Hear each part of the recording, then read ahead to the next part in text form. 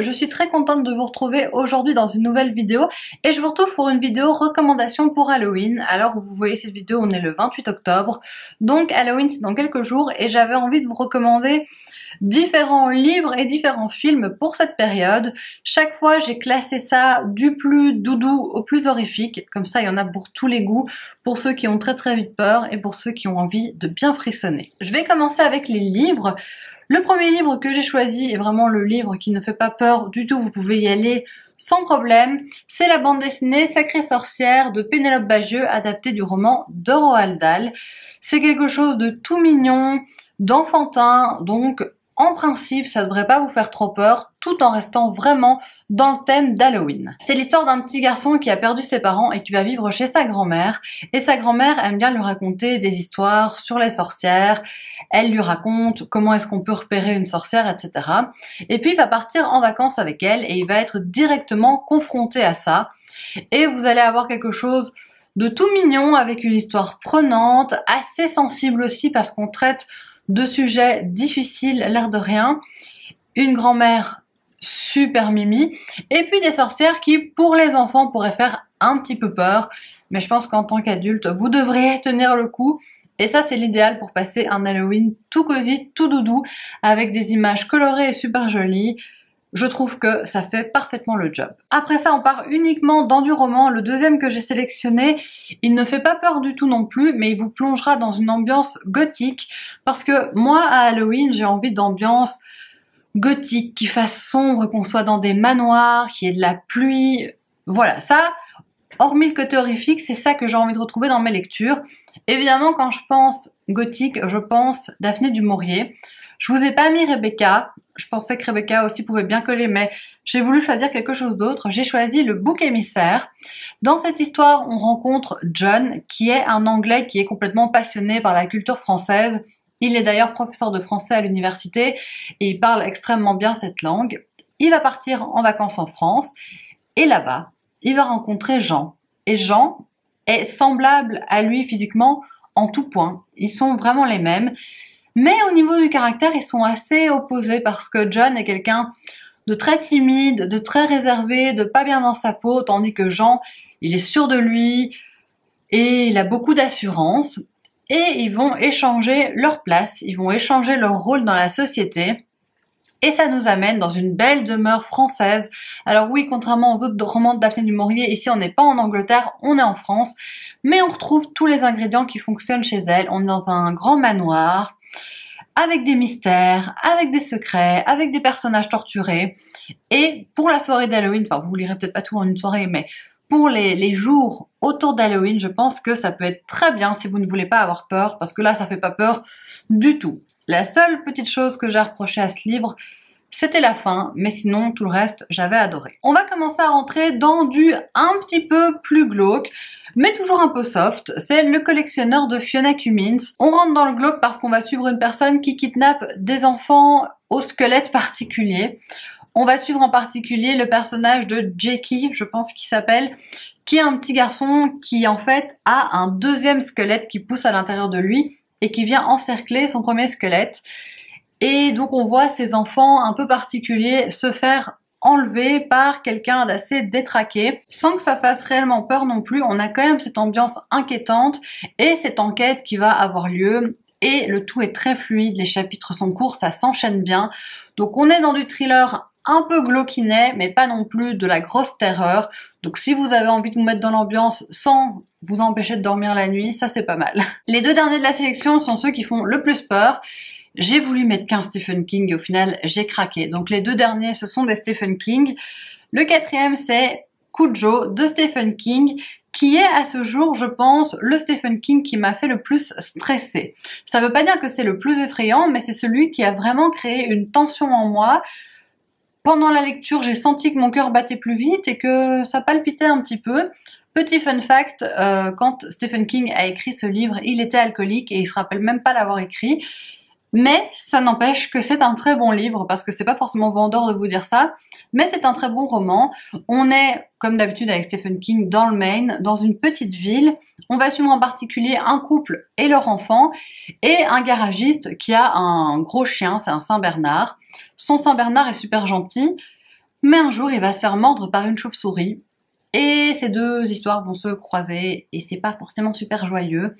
Ça fait pas peur, mais c'est vraiment palpitant. J'avais eu un peu de mal à rentrer dedans, mais le dernier quart m'a soufflé et je retenais ma respiration. Donc si vous recherchez plutôt un roman d'ambiance que réellement d'horreur avec des esprits, des fantômes, etc., ben ça fonctionne. Je trouve que ça fait le job et c'est assez bien trouvé. Et le dernier, c'est Cimetière de Stephen King, qui est clairement un roman plus horrifique que Cujo, parce qu'il y a certains éléments dans l'histoire qui font que ça fait un petit peu plus peur. Après, ça ne m'a pas empêché de dormir la nuit, mais j'avoue qu'il n'y a pas vraiment à ce jour de roman qui m'a terrorisée au point de me poursuivre dans mon sommeil. Je trouve que en général, les films arrivent à faire plus peur que les livres. Parce que le livre, si vraiment on a trop peur, on le referme et on le reprend un peu plus tard. On peut s'imaginer les images comme on le veut, tandis qu'un film, ben, vous êtes confronté obligatoirement aux images et vous n'avez pas tellement le choix. Donc c'est vrai que moi j'ai moins peur en livre qu'en film, mais celui-ci à mon avis en film il doit faire super peur. D'ailleurs il a été adapté, je ne l'ai toujours pas vu. On va suivre la famille de Louis Creed qui s'installe dans une petite ville des États-Unis, à Ludlow, avec sa famille. Ils sont super contents de ce déménagement, ils emménagent dans une belle maison, mais cette maison n'est pas hyper bien située parce qu'elle est le long d'une grande route. Il y a plein de camions qui passent et qui roulent à toute vitesse. Et à l'arrière de la maison, il y a un ancien cimetière d'animaux. Donc tous les gens de ce petit bled, enfin tous les enfants surtout, allaient enterrer leurs animaux là quand ils mouraient. Et il va se passer beaucoup de choses dans cette ville, mais je ne vais pas vous en raconter trop. En tout cas, sachez qu'on n'est pas que dans de l'horrifique. Je préfère tout de suite le préciser parce que on n'est pas que dans le registre King essaye de nous faire peur. Non, King il aborde plein de choses de façon magistrale dans ce roman. C'est un de mes préférés de Stephen King. Je trouve qu'il est extrêmement abouti, qu'il est extrêmement touchant. Et puis, il fout quand même les boules, il faut le dire. Il y a certaines scènes qui font un peu froid dans le dos. La fin, c'est peut-être un peu too much. Mais sinon, ça marche super bien. Et c'est un des Stephen King que je vous recommande le plus vivement si vous avez envie d'un petit peu frissonner, et pour Halloween ce sera parfait. On va maintenant passer aux films, j'en ai aussi sélectionné 5, comme pour les livres, je vous les ai classés du plus soft au plus horrifique. On va commencer avec une comédie horrifique de Tim Burton, c'est Dark Shadows, que j'ai revu il y a quelques jours, je l'avais déjà vu. Ce film est sur Netflix, c'est une chouette comédie de Tim Burton. Bien sûr, vous pouvez choisir un autre film de Tim Burton comme Le Cavalier sans tête, mais ça fait un petit peu plus peur, ou Édouard aux mains d'argent, ou ce que vous voulez. Mais Dark Shadows, on est dans l'ambiance de l'horreur, mais c'est assez rigolo et ça fait franchement pas peur du tout. L'histoire commence au XVIIIe siècle avec un jeune homme assez vaniteux qui vient d'une bonne famille, et en fait, la servante de sa famille va tomber amoureuse de lui. Mais lui, il veut pas d'elle. Et il va tomber par la suite amoureux d'une autre jeune fille. Il veut l'épouser, mais il se trouve que la servante est en fait une sorcière qui va tuer sa jeune fiancée et qui va lui jeter un sort. Il va devenir un vampire. Comme ça, il va profondément souffrir parce qu'il ne peut pas mourir en même temps que l'être aimé et il va être obligé d'endurer sa souffrance. Elle va l'enterrer vivant. Et 200 ans plus tard, il va être déterré et donc il va arriver, je pense qu'on est à la fin des années 60, donc il va arriver dans la fin des années 60 aux États-Unis, il va vouloir retourner dans son manoir et il va être confronté à la nouvelle famille qui habite là, qui est une famille complètement déjantée avec que des personnages barrés. Le retour dans le temps, enfin le fait qu'il arrive 200 ans après, crée plein de situations ultra cocasses, très sympas, ça passe super bien dans un film, en plus il a un look improbable dans ce film. Johnny Depp, hein, c'est Johnny Depp qui tient le rôle principal, je l'ai pas dit. Il est peint en blanc, donc c'est pour nous dire qu'il est très pâle, mais clairement on voit que c'est de la peinture blanche. Il a des mèches de cheveux devant le visage, enfin il est incroyable. Tous les personnages sont hauts en couleur. Par moments, c'est vraiment too much. Il y a certaines scènes, notamment toutes les scènes de confrontation avec la sorcière qui est interprétée par Eva Green. Je trouve que c'est un peu too much. Et la fin, n'en parlons pas, mais ça passe bien. Il y a vraiment des moments où on rigole, tout en restant dans cette atmosphère vampire, gros manoir, un petit peu flippant, mais Vraiment, vous allez plus rigoler que frissonner. Le deuxième film que je vous propose, c'est un grand classique du cinéma, c'est Le Silence des agneaux, qui est sorti au début des années 90. Je pense que vous en avez tous au moins entendu parler, mais il est parfait aussi pour la soirée d'Halloween. C'est un film avec Anthony Hopkins et Jodie Foster. Jodie Foster interprète une jeune policière du FBI qui va être mise sur une affaire qui fait vraiment beaucoup parler à ce moment-là aux États-Unis, parce que il y a un homme qui kidnappe et tue des jeunes femmes, toujours le même profil de femme, et dans son enquête, elle va devoir aller voir Hannibal Lecter, qui est un excellent psychiatre, mais qui est en prison parce qu'il est cannibale, donc c'est toujours moins sympathique, et c'est quelqu'un qui a une aura hyper puissante, mais qui est en même temps très dangereux. Donc elle va avoir des entretiens avec lui à la prison. Il est hyper surveillé et très manipulateur, et c'est un excellent thriller, aussi bien un thriller avec une enquête etc qu'un thriller psychologique.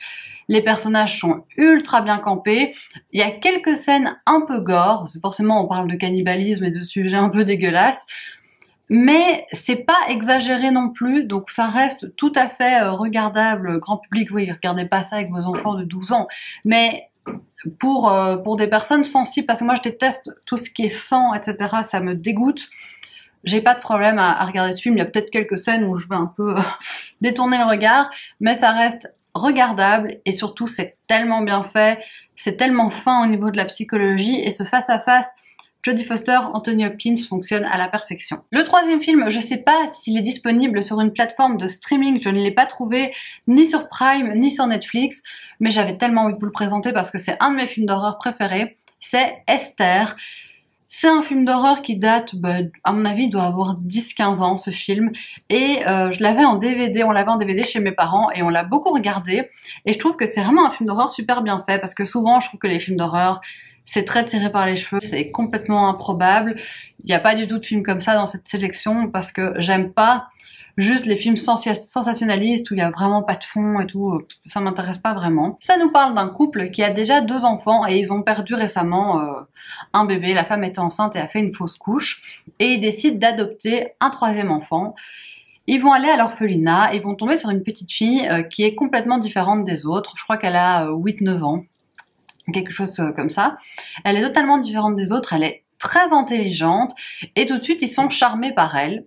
Ils la ramènent à la maison, ils l'adoptent, et puis donc cette petite fille s'appelle Esther. Une fois qu'elle fait partie de leur famille, il va se passer différentes choses assez spéciales. Ce qui est génial dans ce film, c'est le final. Le final est incroyable. La première fois que vous voyez le film, je pense que tout le monde est scotché par cette fin. Moi, je l'ai adoré. Et puis même toutes les scènes pour arriver jusqu'à là, il y a beaucoup de scènes qui vous font un peu monter en pression sans que ça fasse vraiment peur. Je trouve encore une fois que c'est pas un film super terrifiant, juste ce qu'il faut au niveau de l'ambiance. Mais toutes les petites scènes pour arriver à cette conclusion vont vous faire monter en pression. Ce que je préfère moi personnellement, ce sont les scènes entre les 3 enfants, parce qu'elles sont assez révélatrices. Et puis, il y a certains personnages qui vont vraiment nous énerver, et on arrive à cette fin qui est trop bien. C'est un film d'horreur que je peux voir et revoir. De manière générale, moi j'ai pas de problème à revoir les films, mais celui-ci je l'ai déjà vu un bon paquet de fois et je le trouve très bien. Après, j'ai été obligée de vous mettre un de mes films d'horreur / thriller psychologique préférés au monde. Il est adapté d'un roman de Stephen King. J'ai hésité, j'aurais pu vous mettre Misery, mais je vous ai mis un roman peut-être un poil plus effrayant, parce que Misery c'est vraiment violence psychologique, il est très bien d'ailleurs, si vous voulez le regarder pour Halloween c'est parfait aussi. Mais ici j'ai mis Shining de Stanley Kubrick. J'ai découvert Shining à travers le film, et puis des années après j'ai lu le roman de Stephen King. C'est un film que j'ai vu peut-être de manière précoce, et c'est peut-être pour ça qu'il m'a terrorisée. Je l'ai vu vers 12 ans la première fois, et j'avais eu super peur. Honnêtement, après j'avais pas bien dormi, etc. à cause des 2 petites jumelles. Avec du recul, ça ne fait pas si peur que ça. Je pense que si je le voyais pour la première fois aujourd'hui, je trouverais que c'est un excellent film, sans être traumatisée comme j'ai pu l'être plus jeune. On est dans un hôtel, je pense que c'est dans les Rocheuses aux États-Unis, en tout cas on est dans la montagne, et Jack Torrance, interprété par Jack Nicholson, va être engagé pour garder cet hôtel pendant tout l'hiver parce que les routes sont complètement barrées et donc il n'y a pas d'accès et il faut que quelqu'un surveille l'hôtel. Avec sa femme et avec son fils, ils vont venir là pour quelques mois pour voir que tout se passe bien dans l'hôtel et pour le garder. Mais lorsqu'il est engagé, on va quand même lui dire que l'ancien gardien avait perdu un peu la tête, même beaucoup, parce qu'il a assassiné sa femme et leurs 2 filles, tellement qu'il a perdu la raison à cause de la solitude. Mais Jack Torrance, ça lui fait pas peur. Il accepte quand même et il se dit que comme ça, il va pouvoir écrire ce roman qu'il n'arrive pas à écrire depuis des années. Et donc il vient avec sa femme et son enfant. Et son enfant a certains dons particuliers parce qu'il voit des choses que les autres ne voient pas. C'est ce qu'on appelle le Shining. Et il va se passer beaucoup de choses dans cet hôtel. Je m'arrête là. Ce qui m'a traumatisée, ce sont les jumelles, mais il y a beaucoup d'autres choses qui font peur. Et surtout, vous avez une bande son qui accompagne tout ça qui est exceptionnelle. La musique fait beaucoup, je trouve, dans ce film. Et alors surtout, Jack Nicholson. Mais Jack Nicholson me fait peur, même s'il est dans une comédie. Son regard me fait peur et dans ce film, il me fout les boules à un point inimaginable. Donc sans Jack Nicholson, ce film n'aurait pas du tout la même saveur. Mais ça, c'est un excellent film d'horreur. Et en plus, pour les Bruxellois, j'ai vu qu'il était diffusé à l'UGC de Brooker le soir d'Halloween, donc le 31 octobre, à 22 h. J'hésite moi-même à me prendre des places pour aller le voir parce qu'au cinéma ça doit quand même être quelque chose. Mais j'ai peur d'avoir trop peur après en reprenant le métro et tout. On verra. Le dernier film que je vous propose, c'est du pur et dur film d'horreur qui est sur Netflix et sur Prime. Et pour moi, c'est ce qui se fait de mieux en termes de film d'horreur. Donc pas du tout thriller psychologique, etc. C'est vraiment du film d'horreur, c'est Conjuring. Il y a eu 3 films pour l'instant, et il y a certains films dérivés comme Annabelle et comme La Nonne. La Nonne c'est moins bien, mais Conjuring c'est vraiment un très bon film. Ici je vous présente le premier, mais le 2 est très bien aussi, et moi j'aime encore bien la saga Annabelle aussi, le 1 et le 2. C'est du bon film d'horreur parce que il y a des éléments fantastiques, surnaturels, mais on tourne pas du tout dans le ridicule, jamais, et moi je trouve que ça fonctionne super bien. C'est une famille qui en fait va s'installer dans une maison à la campagne, une grande maison, et il va se passer plein de phénomènes étranges. On dirait que cette maison est habitée par des esprits, et donc ils vont faire appel aux Warren. Les Warren, c'est un couple chasseur de fantômes, c'est basé sur des faits réels, c'est des gens qui ont réellement existé et qui venaient dans les maisons pour les purifier quand les gens avaient la sensation d'être attaqués par des esprits, etc. On y croit, on n'y croit pas. Moi, c'est pas la question que je me pose quand je regarde un film d'horreur. Ça me fout les boules, donc ça fonctionne. Et je trouve que c'est vraiment un film super réussi dans l'ambiance qui est instaurée. Les acteurs sont très bien aussi, surtout le couple des Warren qu'on va retrouver après dans les autres films et dans Annabelle.